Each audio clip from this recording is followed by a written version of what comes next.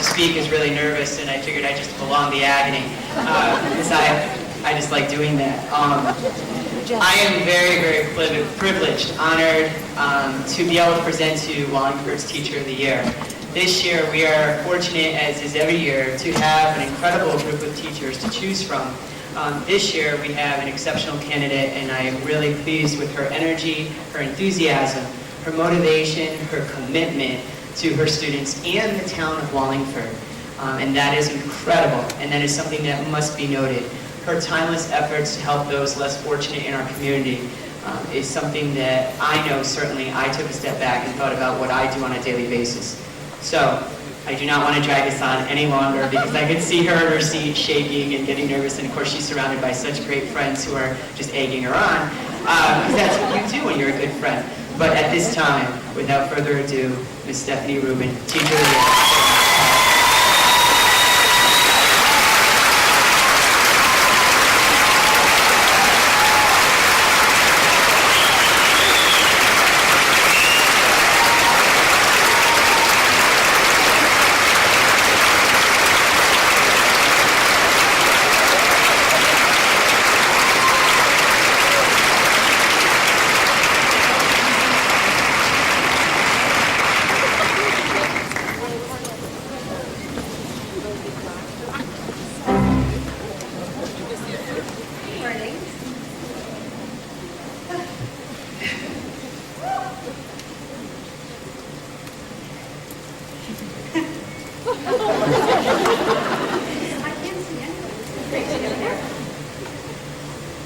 Okay, so I want everyone to think about their very favorite teacher, because we all have one.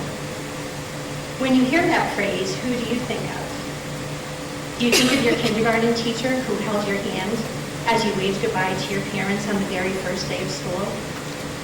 Do you think of a science teacher you had that taught you about energy and matter and electricity through the coolest experiments you could ever imagine? Do you think of an art teacher who inspired you to look at the world differently? Maybe you think of a language arts teacher who taught you that when you read a book and learn about different people, you are also learning about yourself. Or maybe you think of a PE teacher or coach who taught you about inner strength as well as physical strength, and that you need both in life. We all think of different people when we hear the phrase favorite teacher, but I'm guessing that all of the people we are thinking about have a common trait. A great teacher educates, inspires, and supports us as we are growing and learning and making our way through life. A great teacher teaches us important things like 2 + 2 = 4, but also that we each have inner value and worth and that no one can take that away. A great teacher knows how to help their students to be prepared for tests like the CMTs and the CAPs, but they understand that these are not the only measures of learning and growing. Most importantly, a great teacher knows that while a great deal of learning goes on in the classroom, a lot of learning goes on outside the classroom walls as well. A truly great teacher does the extra things that make a student a learner and a school a community. As a student in the Wallingford Public School District, I have had many amazing teachers who not only educated me, but inspired and supported me as well. Some of them are sitting in this very room. And now, as a teacher in Wallingford, I have all of you as colleagues who continue to educate, support, and very often inspire me. And although times have changed, and the pendulum has swung back and forth several times, the common trait remains. Great teachers do the extra things that make a student a lifelong learner and the school a community. Lately, I feel as though you cannot turn on a TV or open a newspaper without seeing something about education. And unfortunately, the PR is not always good. Often the attention is given to test scores or failing schools. But I wonder what it would be like if the focus shifted from the negative to the positive. How nice it would be to celebrate the powerful things happening in our schools each and every day. To celebrate the teachers who see the positives in each student and help them to become the best people they can possibly be. The teachers who continue to do those extra things that make our schools a community. Our mission statement in Wallingford is to inspire, educate, and support all students as they discover and pursue their personal best. Today, I want to celebrate all of you who do this each and every day. I will apologize up front, as I know there are so many of you doing amazing things that will not be represented here. But please know that your work is noticed and greatly appreciated. I simply chose a small number of examples to showcase some of the fantastic things going on in our district. Here are just a few ways that Wallingford's educators truly do educate, support, and inspire.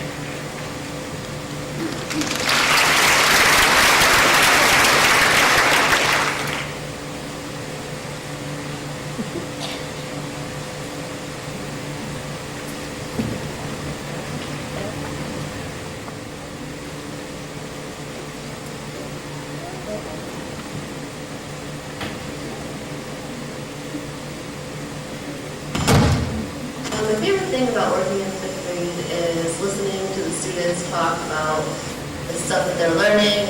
Oh, my favorite thing about my current position is my students. Year after year, Wallingford teachers gather together on a certain day in August in search of information to fill their heads. Information like the district's goals for the year, the new curriculum or standards they will teach, the number of students they will have in their class, and on what days meetings will be held.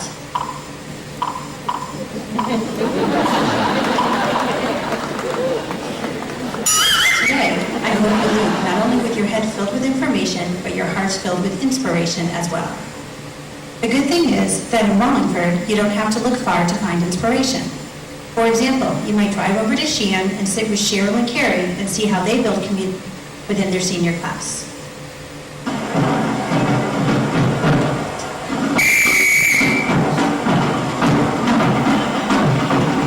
Judy Smutton built a program for senior girls to come together as one in an athletic setting against Diamond Hall in some type of competition, so they came up with flag football.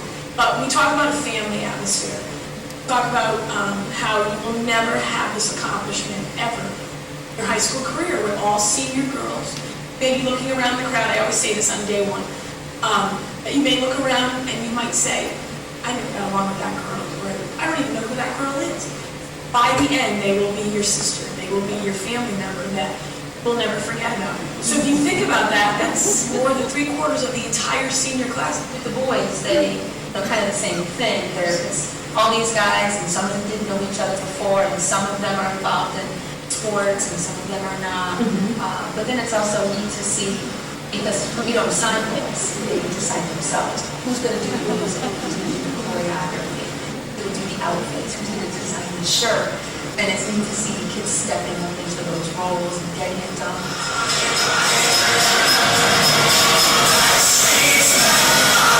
So that's a snapshot of high school. But what happens when you mix seniors with 6-year-olds? You have elementary school kids, you have your image of these little kids, and then when you have your image of high school students, you picture what you see on TV. So when you get the two groups together, the little kids see these high school kids aren't that big and scary, and the high school kids too, they get nervous. I had one kid this year who's like, I just can't. I don't want to do it. I don't have a buddy. And when we came the second time, he had to come with us because I couldn't send him to another class. I said, just come, sit there. You can just hang out in the back if you want. And by the end, he had this little buddy sitting in his lap reading a book, and he's like, "What wasn't that bad?" So it kind of gets rid of some of the stereotypes. The cool thing about our first visit was our class had just incubated chick eggs, so we had baby chicks in the classroom. So even though the high schoolers have so much more in terms of knowledge and science information to offer us, the little ones, the first graders were so excited because they actually had something to teach their buddies and to share with their buddies. Students in Wallingford get to make friends not only across grade levels, but across oceans as well. The Books Club project is a service learning project where students in Wallingford are given a sister school in Uganda where they can create books to help support their learning. Typically, we send over 10 to 15 books per class. It really depends on how many students write a book. Sometimes classes will write a whole class book. Sometimes each individual student will write a book. And one year we had, I think, up to 11 teachers participate. Some are class books, such as a simile book, which is more teaching students what a simile is. all the way to a book called Germs Are Our Enemies, and it's about diseases, which is more practical for students in Uganda, just to learn about health safety. One of the main things I like to get across to my students is that giving back to the community is a really big part of your life. Wallingford teachers inspire their students by acting as role models.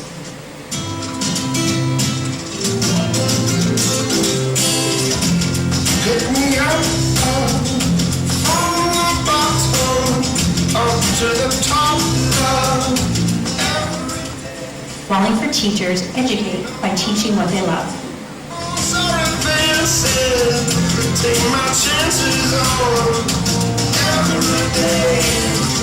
Left to right, up and down, love, push up, love, every day. Jumping. Wallingford teachers support learning by sharing what is important to them. My husband was a Marine Corps veteran from the Vietnam era, and my son is now in the Air Force. And we are remembering the people from Wallingford who have served all the way back from the time of World War I. And if all else fails, Wallingford teachers will stop at nothing to reach their students.